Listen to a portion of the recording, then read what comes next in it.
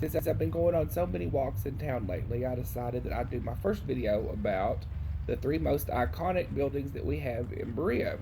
The first one, and probably the most obvious one, is the Draper Building, or the Jesse Preston Draper Memorial Building at Berea College. Construction was started in September of 1937, and 9 months later, they had already dedicated the place. The tower is a little bit over 150 feet tall, and it has the largest carillon in Kentucky. And in the summer, you can come up here with blankets and listen to carillon concerts. There's stones set into the walls here that come from different places around the world that have historic and religious significance.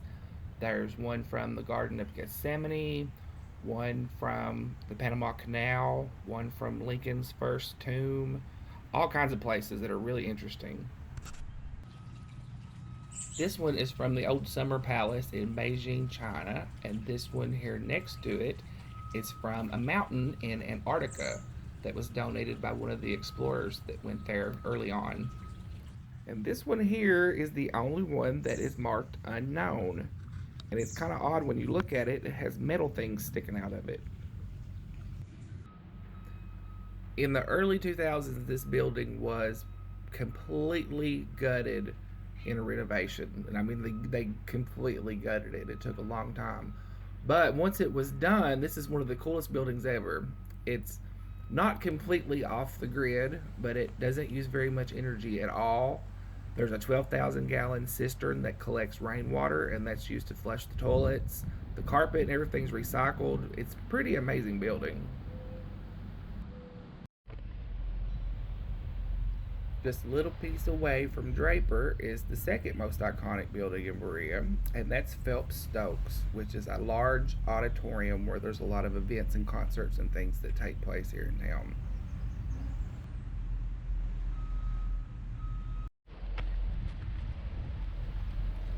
This one was built between 1902 and 1904, and an interesting thing about it is it was entirely built by the students at the college. They did everything right down to making the bricks, cutting the logs.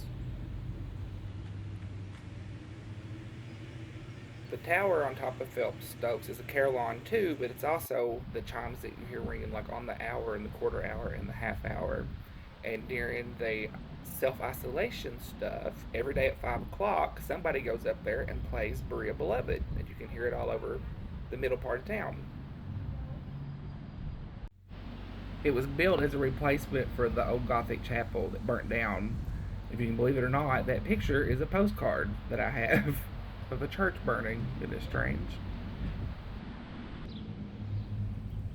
I had a hard time deciding what I thought was the third most iconic building in Berea, and after giving it a lot of thought, I decided it is probably Boone Tavern Hotel and Dining Room.